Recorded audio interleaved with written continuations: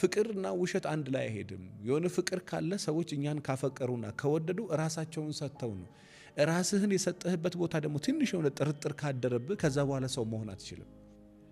አንቺ ላይም ትንሽ የሆነ ጥርጥር ካደረበት ከዛ በኋላ እንደ በፊቱ መሆን አይችልም። ለምን ብላችሁ ብትሉ አንድ የተሰበረ እምነት ለመጠገን ምናልባት ዘመናት ሊፈጅ ይችላል።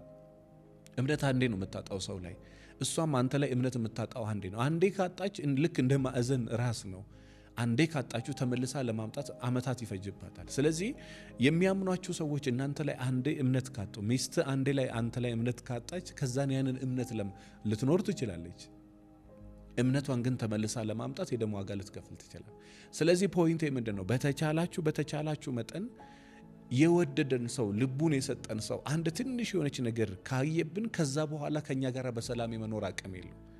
እሷ ከኛ ጋር በሰላም የመኖር አቅም የላትም፣ እሱ ከኛ ጋር በሰላም የመኖር አቅም የለም። ስለዚህ በጣም ብዙ ሺህ ሰዎች ትዳራቸውን ያጡት በውሸት ነው።